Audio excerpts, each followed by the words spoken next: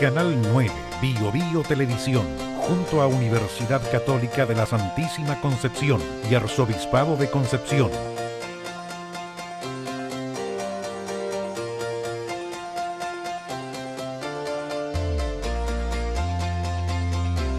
Presentan Diálogo.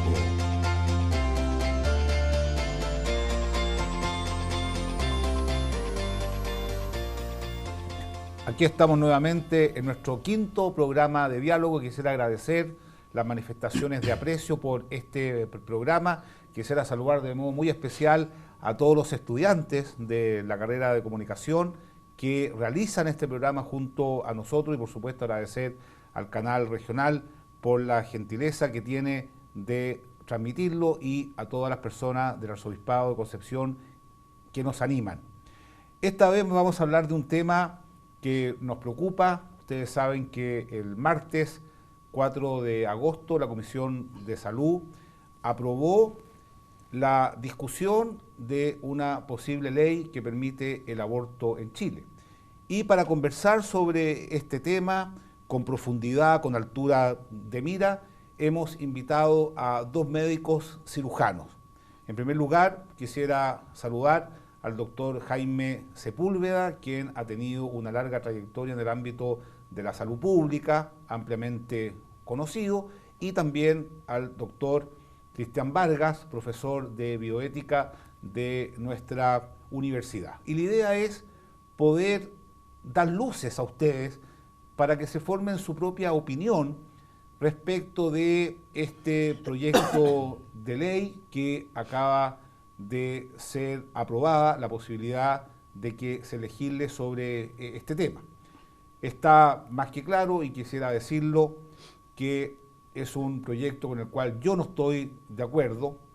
Me parece que no ayuda a solucionar problemas reales que pasan en el mundo real.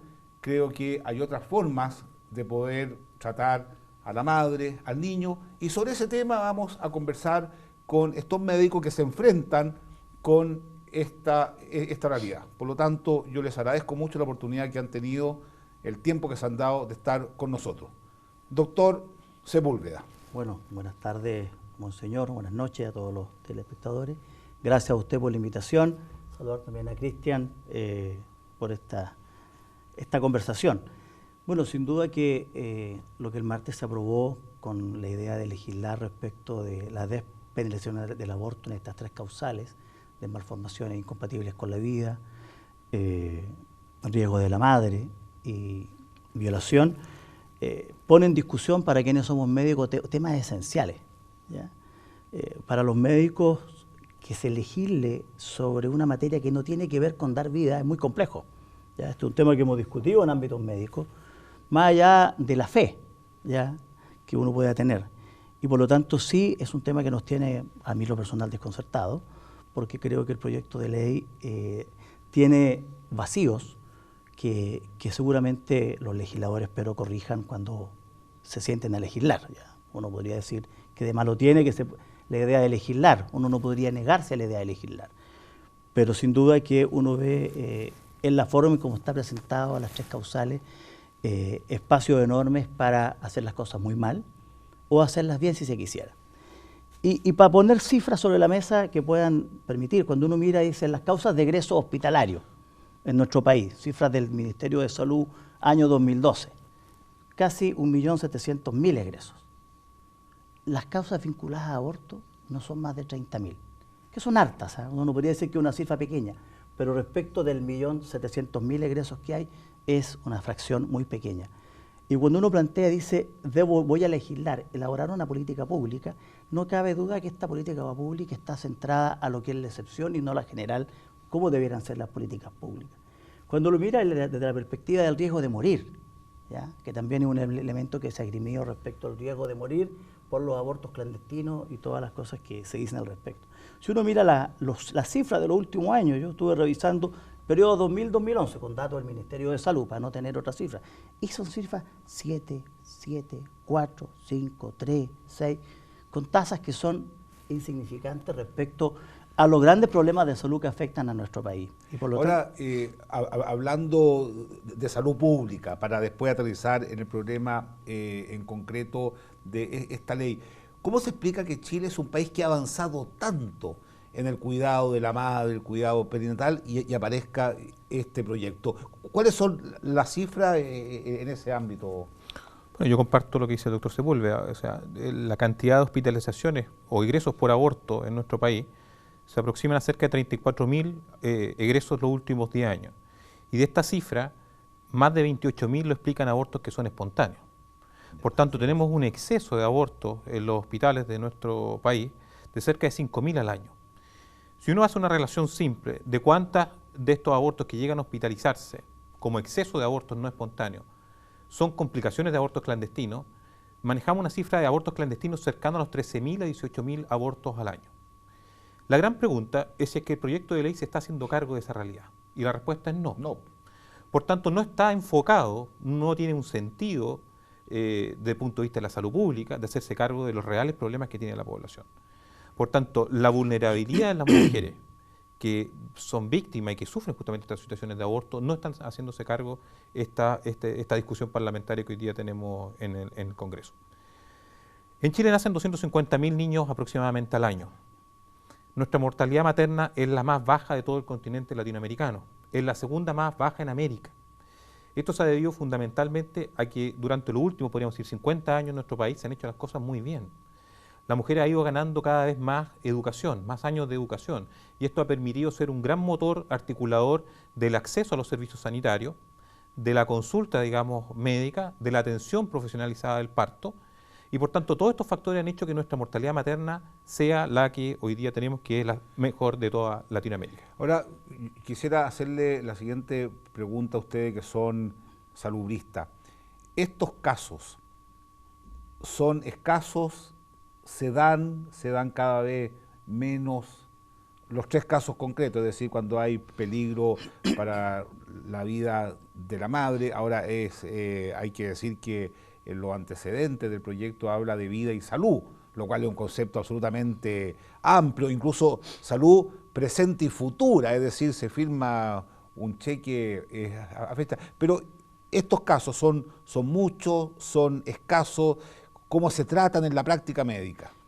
A ver, lo primero que uno tendría que decir que hay, las 3 situaciones son absolutamente distintas. Desde el punto de vista médico y del punto de vista, si uno quisiera, también social.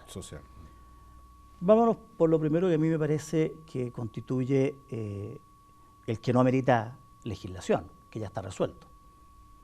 Cuando una madre embarazada tiene un riesgo o tiene un problema de salud, la legislación vigente en nuestro país permite tratarla. Nadie pone en discusión el legítimo derecho a tratar a una mujer embarazada. Por lo tanto, plantear aborto terapéutico, ¿ya?, como si el aborto fuera terapéutico, o sea, a mí me parece que ahí tenemos un error conceptual, porque el aborto nunca es terapéutico. ¿Ya? Y por lo tanto creo que ahí hay un problema que hay que tener claramente. El aborto no es terapéutico. Y la legislación permite que hoy día una mujer embarazada con un problema de salud que ponga en riesgo su vida, y aunque no ponga en riesgo su vida, existe la obligación de tratarla. Claro. Ese es el primer caso. El segundo, el de las... Y eso jamás ha llevado a nadie a la cárcel, por de pronto. No ha llevado a nadie a la cárcel, y a lo mejor pudiera necesitar algunas precisiones, porque efectivamente en la experiencia mía como directivo de salud, en alguna ocasión generó alguna confusión, pero eso requiere precisiones que no se llama aborto terapéutico, ni mucho menos.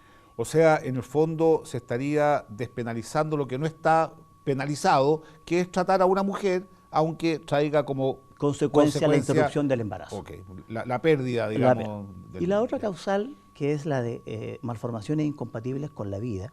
Bueno, primero el proyecto de ley no dice cuáles, ¿ya? Y ahí sin duda que tenemos que entrar a precisar con mucho detalle, ¿ya?, qué vamos a entender con incompatible con la vida. Y respecto de ese punto también, lo que llama la atención, a mí por lo menos, hubo un esfuerzo enorme con la reforma que se crea en el 2005 y con todas las patologías que se incorporan al régimen general de garantía de salud, conocido como AUGE, donde la prematurez fue uno de los primeros, que tiene como objetivo primordial efectivamente apuntar a que situaciones donde el niño tenga algún riesgo y también la madre se traten, que son los que han incidido, como dice Cristian, en que la mortalidad materna en Chile sea una de las más bajas del mundo y donde la mortalidad perinatal también. Entonces, hay una suerte de contrasentido, ¿ya?, en lo que se está planteando, pero sobre todo vacíos enormes, porque estamos hablando de cosas raras y poco frecuentes. El tema de la malformación, ya, hay estudios, por ejemplo, en Europa, específicamente en Francia, que decían diagnósticos prenatales con niños con síndrome de Down, solamente nacen 2. Tú piensas que viendo la experiencia en el mundo entero es a lo que apunta este proyecto cuando habla de malformaciones genéticas. Ahora, el concepto de incompatible con la vida es un concepto complejo también, porque hay errores, etcétera, y también desde el punto de vista de la madre, pensando un poco la experiencia que hay, yo creo que es distinto abrazar a un niño, una madre abraza a un niño y que muere, a que el Estado lo elimine.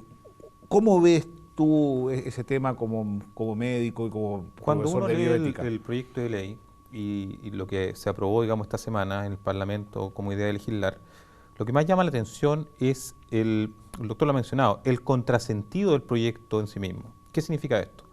Cuando nosotros hablamos de niños con malformaciones letales congénitas, estamos reconociendo un paciente. Y por tanto consideramos al niño como a la madre, como ambos como pacientes. Exacto. Y la medicina en Chile ha estado orientada justamente a cuidar, a tratar, a sanar a ambos. Cuando comenzamos a colocar una etiqueta de incompatible con la vida, concepto que es absolutamente relativo. Somos todos incompatibles con la vida, por de pronto, todos. Y relativo del punto de vista... La única certeza cuando nacemos que vamos a Claro, morir. no Esa hay otra. probabilidad siempre. relativo desde el punto de vista de la capacidad diagnóstica. Claro. En la misma discusión en el Parlamento y en la misma Comisión de Salud se habló mucho de que hoy día en nuestro país la capacidad diagnóstica de malformaciones en el sistema público de salud no acierta en un 87% de los casos. Por tanto, vamos a estar haciendo un diagnóstico que no es certero, que se va a ir modificando en el tiempo y que finalmente solamente lo podremos corroborar al momento del nacimiento. Y en este caso, por tanto, niños que pueden ser absolutamente sanos, a través de este proyecto de ley pueden ser descartados producto que se sospecha en el fondo una enfermedad. Lo segundo es que si consideramos al feto como paciente, la medicina tiene que desarrollar iniciativas, proyectos, propuestas que apunten justamente a buscar cada día más que estos niños puedan nacer en mejores condiciones. El proyecto de ley no apunta a eso, apunta justamente a descartar a personas gravemente enfermas, producto que una enfermedad que hoy día reconocemos que al momento de nacer tiene una altísima probabilidad de provocar la muerte, implica justamente una condena de muerte para esta persona. Por tanto, en ese sentido vemos que hay un contrasentido del proyecto.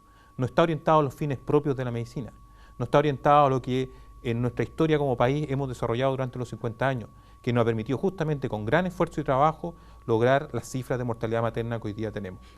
Y mortalidad fetal, que también mencionaba el doctor, o mortalidad infantil, que también es una de las más bajas. ¿Qué experiencias hay de acogida? Porque tenemos que reconocer que los 3 casos, hay que hablar del tercero todavía, son un drama. O sea, quien tiene la experiencia de conocer a una persona, a una mujer, a su entorno, donde su vida peligra, donde el niño viene enfermo, son dramas. ¿Qué hay hoy día en Chile, en la región, de acompañamiento a esas personas para que asuman su condición y la vivan de la mejor forma posible? ¿Hay experiencia al respecto? Desde el sistema público de la región, lo que depende de los servicios de salud y de los municipios, están todos los programas que acompañan, pero que indudablemente son insuficientes y que no dan cuenta de la complejidad del problema. Por lo tanto, ahí hay un vacío que efectivamente el proyecto de ley no contempla, ¿ya? Y que uno podría decir debería hacerlo primero. ¿Y hay algún tipo de grupo que se dedique a esto? Bueno, en ese sentido, sí. En Concepción hemos comenzado ya hace un par de años a promover iniciativas, a buscar cuáles son las mejores prácticas que tenemos hoy día en nuestro país. Y nos hemos encontrado al menos con 2 o 3 propuestas que apuntan a 3 momentos distintos desde el punto de vista de lo que podríamos llamar la prevención del aborto. El concepto de prevención es un concepto mucho más cercano a la práctica médica habitual, no el aborto que genera grandes controversias. Y en ese sentido existen iniciativas de la sociedad civil que hoy día han sido capaces en el último tiempo, estamos hablando de los últimos 15 años en nuestro país, de poder justamente prevenir en un 85% abortos en mujeres con embarazos vulnerables. ¿Y a qué se debe esta gran cifra? ¿Embarazo vulnerable qué significa? ¿Personas jóvenes, el apoyo social? Embarazos vulnerables son justamente embarazos en los cuales la causa finalmente del aborto son las circunstancias que rodean a la mujer que vive un embarazo en el cual este embarazo no es aceptado por sus familiares, por su padre, por su madre, por su pareja, o tiene gran temor desde el punto de vista de lo que va a justamente a la reacción que pueda tener el padre, la madre o la pareja, o derechamente embarazos que en el fondo, al no ser planificados, en el fondo implican un cambio, digamos, en la perspectiva de vida de esta mujer. Por tanto, agrupaciones, por ejemplo, como Chile Unido, ya desde hace más de 15 años se han hecho cargo de esta situación y ofrecen hoy día cifras publicadas en las principales revistas de ginecología de nuestro país, en la SOCHOC, que muestran justamente que tenemos un 85% de eficacia en poder prevenir embarazo en este grupo específico de mujeres. Más aún, en mujeres que han sido víctimas de violación, la experiencia de acompañamiento muestra que la eficacia es mayor aún que en población general, llegando a un 93% de eficacia en prevenir estos abortos. O sea, el instinto maternal es bien acompañado, es mucho más fuerte que cualquier otra cosa. Otra iniciativa que yo creo que es digna de mencionar es lo que ha estado trabajando ya hace una buena cantidad de años también el doctor Jorge Neira en la Pontificia Universidad Católica, y que apunta justamente a los cuidados paliativos perinatales. Hace 2 o 3 meses atrás en Concepción tuvimos el encuentro de los paliativistas, o sea, los médicos, enfermeras, matronas, que se encargan justamente del acompañamiento a pacientes con cáncer, con dolor, con sufrimiento, y ellos están muy llanos, digamos, a incorporar además también las iniciativas de cuidados paliativos perinatales. Por tanto, ahí encontramos un espacio, digamos, interesante en personas que están en el sistema público, que pueden ser justamente los promotores de una atención más humanizada a situaciones que claramente son un drama, como implica el hecho que el hijo, en el fondo, tenga una malformación que finalmente le pueda provocar la muerte durante el embarazo o muy tempranamente después del parto. Una pregunta que quería hacerle a usted, doctor, tiene que ver con la experiencia suya como director de hospital. Usted fue director de hospital, fue director de servicio de salud, en el sentido de que este tema que ha estado en la prensa, para la gente que se levanta todos los días a trabajar, ¿es un tema o usted cree que detrás de esto hay otras intenciones? Porque la verdad que este tema lo ha tomado el mundo político. ¿Cómo ve usted eso? Porque claramente, o sea, lo que uno ve es que en definitiva este grupo de parlamentarios vieron un valor, el valor del derecho de la mujer, la libertad, qué sé yo, respecto de otro valor que es el derecho a la vida del que está por nacer. Y evidentemente la balanza se inclinó por la libertad de la mujer, porque en último término es lo que le permite a ella decidir. ¿Qué cree usted que hay detrás de eso? Porque esto ya es un tema médico, un tema político. Sin duda, y lo voy a responder políticamente también. Lo primero es que efectivamente que hay una contraposición de dos visiones. Una que lo mira desde la visión de la salud reproductiva, los derechos de la mujer, excluyendo a cualquier otro respecto a la decisión del que está por nacer, y otro que lo miramos desde la perspectiva del derecho a vivir que tiene el producto de la concepción, independiente de las características que traiga. Porque basta que el día de mañana fijen, ¿no es cierto?, como condiciones para vivir, medir 1,65 m y yo voy a quedar fuera, monseñor, así que estaría muy preocupado. Ya. Por lo tanto, es un tema de quién tiene el poder para tomar la decisión en un momento dado de cuáles son las razones con las cuales alguien vive. Y eso es lo que está en contraposición y eso claramente se ha definido y en el mundo político lo tenemos claro todos así. Ahora, está muy claro que desde el punto de vista de las políticas públicas y de la administración y gestión de los servicios de salud, este no es un tema que esté todos los días en la mesa de discusión. O sea, cuando un director de servicios de salud, como los 5 que hay en esta región, tiene otros problemas. Tienen otras preocupaciones, están en otros temas, están preocupados de las 250.000 cirugías que no se están resolviendo y para las cuales se están dando hoy día recursos para operar 20.000. Hay 1.800.000 pacientes en lista de espera. Esa es la preocupación general.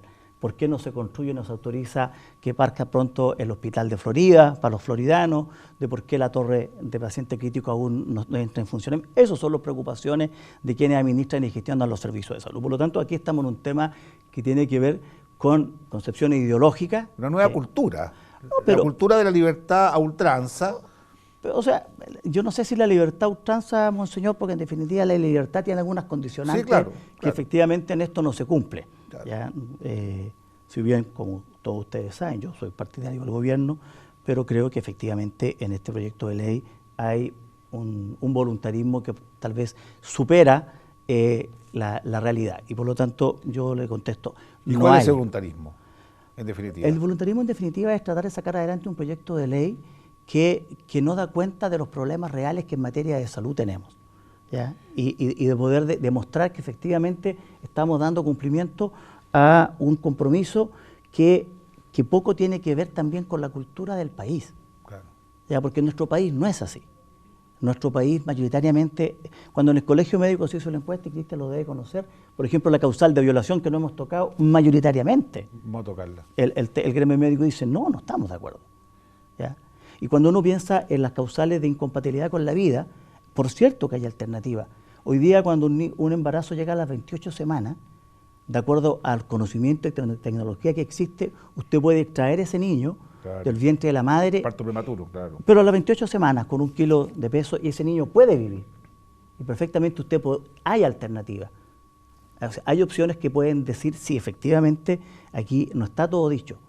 Pero lo que uno ve es que efectivamente no está eso detrás del proyecto de ley. Vamos a volver sobre este tema y la pregunta que me hago es que cómo, a pesar de que la ciencia, los libros de embriología reconocen que en el momento de la fecundación hay un ser humano, un ser de la especie humana, ¿por qué igual algunos piensan que no tiene un valor? Porque al final es eso, ¿no? O sea, no tiene un valor suficiente que merezca vivir. ¿Por qué? Esa es la pregunta, porque nos guste o no nos guste.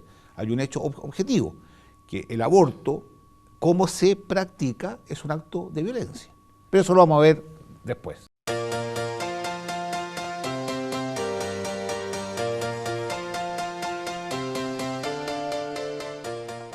Bueno, aquí estamos de vuelta con nuestro invitado, el doctor Sepúlveda, el doctor Vargas. Bueno, estuvimos analizando las dos primeras causales, después empezamos a hablar de otros temas, pero la tercera causal, en el caso de agresión sexual, de violación, se permitiría el aborto hasta las 12 semanas si es menor de 18 y hasta las 18 si es menor de 14. Ahí hay un tema que es indiscutible, que esa criatura es inocente. ¿Cómo ven ustedes como médicos, que seguramente habrán conocido personas que han vivido ese drama, esta sola posibilidad de que el Estado, en definitiva, solucione un problema tan dramático a través de la violencia, que es terminar con la vida de un inocente? ¿Cómo lo ven ustedes? A mí me resulta inaceptable bajo el prisma que uno lo mire, porque efectivamente el único inocente de la situación, o el más inocente de todo, es el que paga la culpa. Y también la experiencia enseña que las mujeres que frente a esta situación se realizan un aborto quedan con un sentimiento permanente de una situación no resuelta. Y por lo tanto que se legisle en estos términos me parece lamentable si se llegara a concretar. Yo confío que en la discusión que se dé en el Parlamento efectivamente esto no sea como está planteado en el proyecto de ley. Eso por un lado. Y lo segundo es que no haya denuncia del agresor, porque nosotros hemos vivido en el sector salud una serie de reformas que tienen que ver con la protección de derechos de las personas, de los menores, por ejemplo.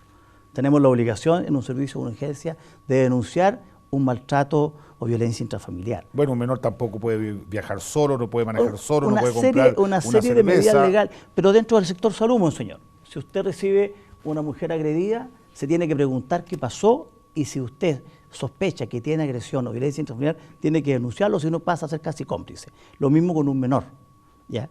Y resulta que en este caso, la verdad es que no hay denuncia del agresor hasta las 12 semanas, como decía usted, hasta 18 años, y hasta las 18 semanas las menores. Eso es un niño de 4 o 5 meses. ¿Y cómo se explica eso? ¿Qué es lo que hay detrás del legislador en esto? Para mí como médico salubrista no logro comprender la racionalidad que está detrás, sino, como decía hace un rato atrás, estas dos visiones contrapuestas del derecho a la vida y el derecho a decidir respecto a la salud sexual y reproductiva independientemente de la mujer. Pero también decidir qué vida merece ser vivida. Por supuesto. O sea, para mí, desde el punto de vista filosófico, esa es la gran pregunta. De alguna manera, con una ley de aborto, alguien se atribuye el derecho de decidir que esa vida no merece ser vivida. Usted estaba contando de algunas experiencias a nivel nacional donde estas personas no son acompañadas. Y te digo esto porque en el proyecto de ley no hay una palabra de acompañamiento, una palabra. Y parecerá ser, viendo la estadística, de que estas personas son violentadas en su entorno familiar, vuelven al mismo entorno y sin ningún castigo para el agresor. ¿Qué han conversado ustedes en las sociedades médicas al respecto? Perdón, desde el punto de vista de los determinantes de la salud. Hoy día, cuando uno se explica por qué la gente se enferma y se muere, lo explicamos por muchas razones, y uno son los determinantes de la salud. Y uno importante son los determinantes sociales, que se les define como las causas de las causas. Y todas las políticas públicas en nuestro país están orientadas a tratar las causas. Y siempre hablamos, quienes hacemos clases sobre esto, de que no tiene sentido elaborar una política o tratar un problema si la persona vuelve a vivir en las mismas condiciones que le causó el problema, que es exactamente lo que no se soluciona con la proposición que hay respecto de la violación. Sí, a mí me llama profundamente la atención en las tres causales y también particularmente en el caso de violación, la caída de un principio básico para la cohesión social, que es el principio de reconocimiento de valor de cada persona humana. En este caso, cuando uno ve que son un proyecto de ley por causales y no por plazo, la discusión acerca del inicio de la vida, en el fondo si esta es la concepción, si es la implantación, si es en el parto, cae, digamos, por su peso, producto de las causales. Y por eso que en el fondo no sorprende, sí, es una situación que desde mi punto de vista, digamos, es muy nociva, el hecho de que se planteen distintos plazos, distintas causales, distintas patologías, distintos momentos, distintas circunstancias. En definitiva, las circunstancias son las que van a determinar el valor que tiene una persona o no. Y creo que en ese sentido, la pérdida como sociedad de un valor como es justamente el respeto a la vida de cada uno, en el fondo hace que la sociedad pierda, que un mal social como el aborto pase a ser ilegal, digamos, desde el punto de vista de su penalización, a ser legal, y por tanto genera un ambiente, una cultura para las futuras generaciones, que es lo que han vivido todos los países que han despenalizado, que en definitiva de desprecio a la vida, donde pasa a ser un método más de planificación familiar, donde profundiza más la caída justamente demográfica que tenemos en nuestro país. Nuestra región es la que tiene la tasa de fecundidad más baja del país. Por tanto, cuando uno ve el problema a nivel global, se pregunta si es que realmente la política, digamos, las acciones políticas y los políticos están realmente teniendo un diagnóstico real de la situación o, como vemos hoy día, los graves problemas sociales que el doctor mencionaba, los problemas de listas de espera, de atención de pacientes, de recursos en salud, pareciera que hoy día en nuestro país se solucionan a través de una ley de aborto y a través del consumo recreativo de la marihuana. Entonces, las soluciones no están dando en el clavo de los problemas que hoy día la sociedad tiene. En ese sentido, tenemos que mirar justamente nuestra sociedad hoy día y mirar justamente que una de las causas por la cual la sociedad hoy día no aprueba, digamos, la acción política, no valora ninguna de las dos coaliciones políticas, es porque simplemente las soluciones que nos están planteando están desarraigadas de la realidad. Eso pienso yo que en el fondo es uno de los Ahora, hay cosas que dan para pensar, bueno, yo espero que los abogados, los constitucionalistas, generen corrientes de opinión, podamos generar seminarios, congresos, porque estrictamente hablando, cuando uno lee esta ley, parte diciendo que reconoce la Constitución de Chile, que plantea que se protege la vida del que está por nacer. Y nadie discute que cuando se genera un ser humano, se postula que está por nacer porque fuimos cada uno de nosotros. Incluso nosotros mismos no sabemos cuál fue la la sensación originaria de nuestra madre cuando quedó embarazada, pudo haber tenido muchos problemas. Pero sin embargo, aquí estamos, se nos dio la oportunidad. Entonces, esta ley esta posible ley es inconstitucional. Yo no sé cómo perciben ustedes el hecho de que muchos legisladores que están en la Comisión de Salud, que son médicos, uno lo mínimo que le puede pedir a un diputado o un senador es que conozca la Constitución del país. Y a pesar de eso, se persevera. Es decir, el derecho a que se respete la vida pareciera ser que es inferior al derecho, pareciera ser equivocadamente inferior al derecho que tiene la madre civil. Porque si uno ve todo el proyecto, lee los antecedentes, etcétera, plantea este derecho que tendría la mujer de decidir. Y yo creo que las decisiones, si no se basan en fundamentos sólidos, como por ejemplo, cuando comienza una vida y respetarla, estamos en problemas. Ustedes, en el fondo, ¿cómo lo han visto? Especialmente en su partido. Bueno, usted dijo que perteneció a un partido, por lo tanto, introdujo el tema. ¿Cómo en su partido se ha discutido eso? A ver, no cabe duda, monseñor, que aquí más allá de las leyes, ¿ya? Las leyes no necesariamente son justas, ¿ya? Y la historia está llena de leyes que no han dado cuenta efectivamente de la justicia. Y nuestro país lo vivió en tiempos recientes, por lo demás. Y por lo tanto, para mí el tema respecto del proyecto de ley, más allá de lo inconstitucional, que evidentemente será materia que las constitucionistas lo revisen, tiene que ver con el valor de la vida. Y lo que está en juego aquí es cuando nosotros creemos que hay vida, ¿ya? Y para los que somos cristianos y creyentes y católicos en particular, la vida comienza desde la concepción. Y por lo tanto ahí hay un tema que es el fundamental. Porque la ley el día de mañana... Los científicos dicen eso también. También, pero porque la ley mañana pudiera cambiar, pero no cambia lo que es lo esencial, que efectivamente la vida y la potencialidad completa se expresa ahí. Okay. ¿Ya? Y el otro, que el punto de vista ya de médico, y voy a ir a lo político también, bajo un prisma de empezar a tomar decisiones de quién tiene derecho a vivir o no, eso es darwinismo puro, selección natural. Probablemente usted y yo usamos lentes. Si hubiésemos nacido hace 20.000 años atrás, nos habría comido un diente de sable, porque no habríamos visto todo lo que había como peligro. Gracias a Dios, nacimos en el siglo XX, y estamos aquí, como los niños que tienen cardiopatías coronarias congénitas y un montón de personas que hoy día viven gracias a que la tecnología ha avanzado. Y que si la decisión se hubiese tomado 20 años atrás, como decía Cristian, esos niños no hubieran vivido. Por lo tanto, aquí no cabe duda que el derecho a la vida debe primar, y no es precisamente lo que está en el proyecto de ley.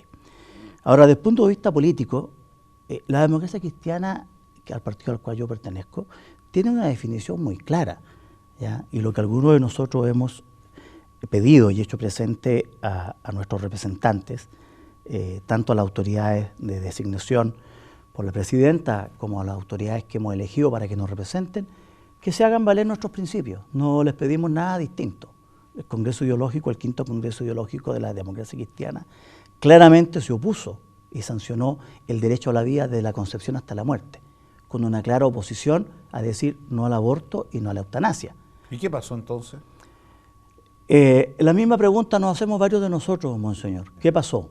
¿Qué pasó? Que efectivamente lo que nosotros tenemos como valores y principios hoy día se ponen en discusión, ¿ya? ¿Y es sostenible un partido con fundamentos antropológicos tan potentes en los cuales no hay acuerdo? Es muy compleja la situación que vivimos, porque la democracia cristiana, como usted sabe, y todo el pensamiento social cristiano y la doctrina social cristiana después de la encíclica Rerum Novarum en 1893 por el Papa León XIII, y todas las que han venido posteriormente a reseñar cuál debe ser el comportamiento de los cristianos en política, lo único que hacen es refrendar el derecho a la vida, el derecho al trabajo, el derecho a la seguridad y en fin, la justicia social, todo lo que, y que nuestro partido como partido demócrata cristiano, ¿ya? También refrendó en su congreso ideológico. Y por lo tanto, yo siempre cuando converso con mis amigos y camaradas y con nuestras autoridades, los invito a que lean nuestros principios. ¿Qué es lo que nosotros decimos? Y aquí hay que hacer una clara separación entre la legítima defensa de los valores y principios que nosotros creemos son los válidos en el mundo político y que hay que defenderlo, con aquellos que piensan distinto, pero nosotros pensamos así, que no tiene que ver con que uno vaya a descalificar o condenar a quienes piensen distinto, porque calificarnos, como muchas veces ocurre, de conservadores, porque ese es el término que se usa en términos políticos, conservadores. ¿Ya? Esas son categorías... Mire, yo cuando converso con mis camaradas y con los más jóvenes respecto de este tema, les digo que conservadores son los que creen que las cosas se solucionan de manera fácil. No hay nada más progresista ni audaz que en el Chile del siglo XXI estar diciendo que la vida vale más, aunque no tenga votos.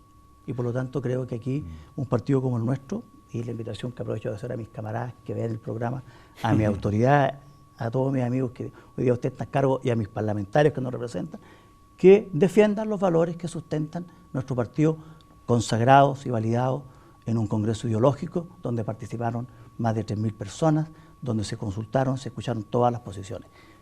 Muy bien.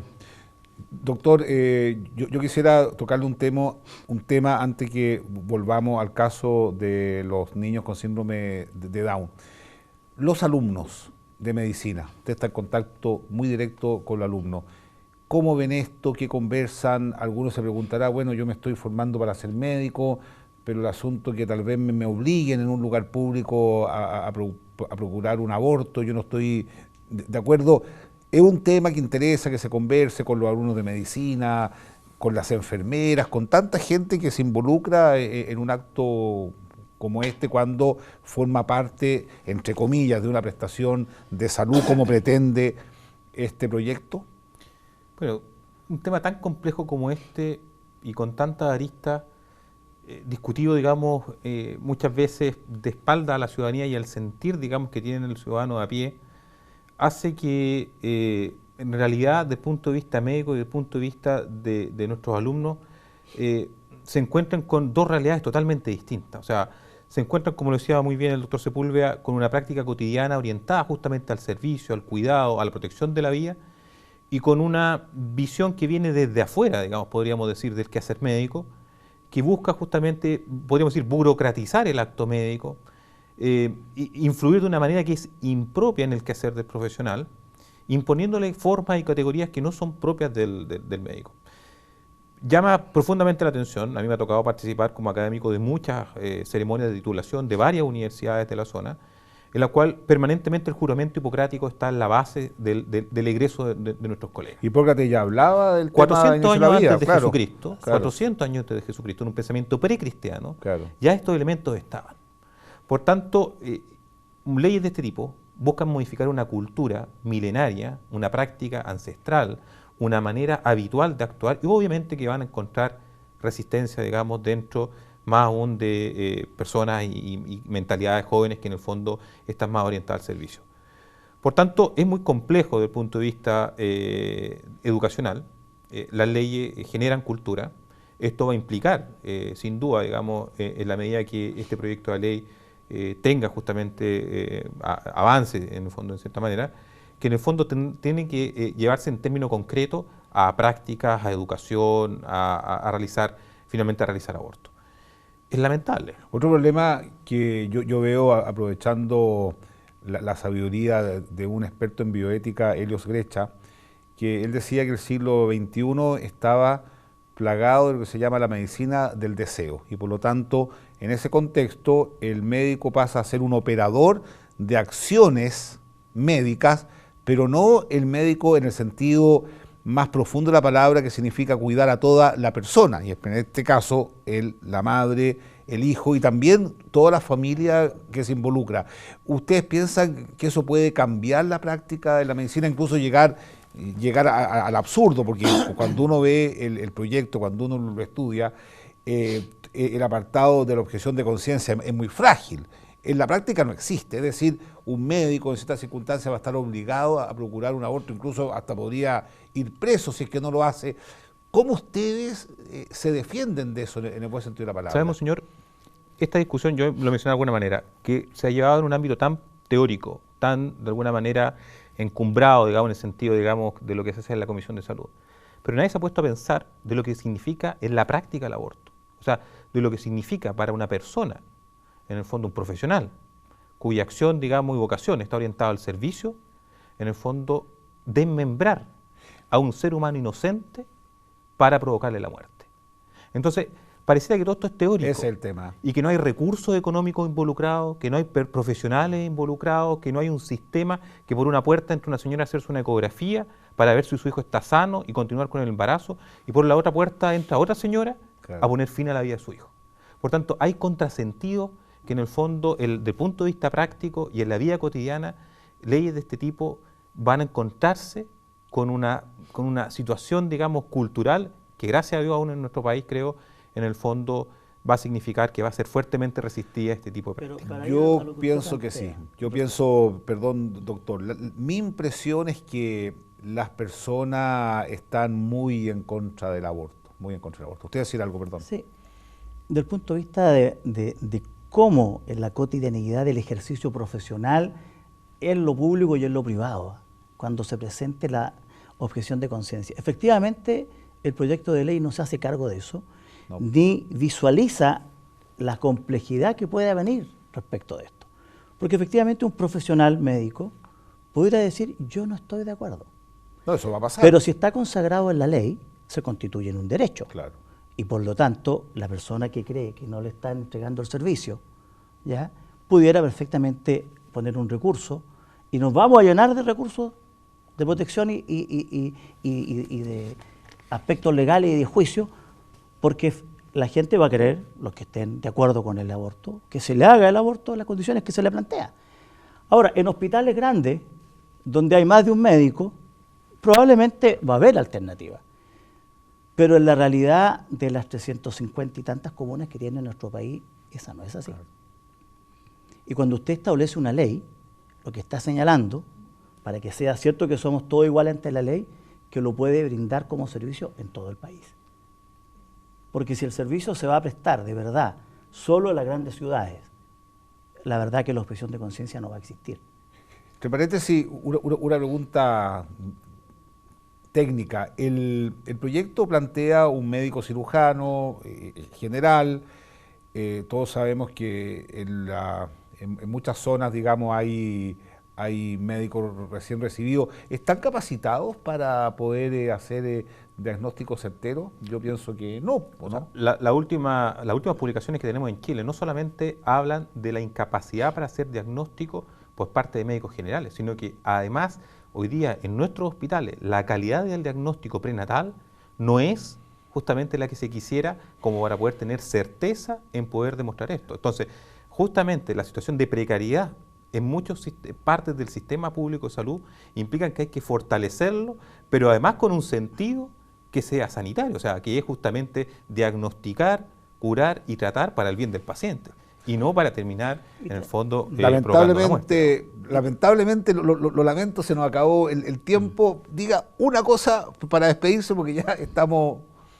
No, yo aprovechar su espacio, monseñor, y su invitación para hacer una invitación a quienes son cristianos y católicos y que están en el Parlamento, y en particular a mis camaradas, que este llamado a votar en conciencia, en el cual están todos siempre, ¿ya? La libertad de estar en conciencia, de votar en conciencia, la adopta uno cuando decide ser y militar en un partido. Lo que uno esperaría y lo que yo esperaría es que los valores y principios que tenemos se reflejen en las votaciones. Y ese sería, aprovecho este espacio de invitar a mis camaradas a eso. Bueno, yo quisiera agradecer la oportunidad que nos da el canal regional, agradecer a la universidad, al arzobispado por este gran esfuerzo que hemos hecho para poder conversar, para poder dialogar sobre temas que nos interesa. Agradezco también la gente que nos escucha, que nos ve, y por favor, si hay que mejorar en algo, háganoslo saber. Usted sabe cómo ubicarnos. Estamos muy agradecidos y hasta muy pronto. Gracias.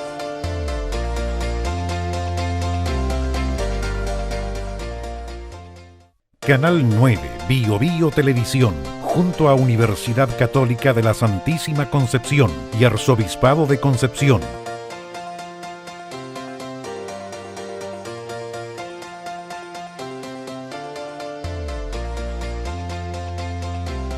presentaron Diálogo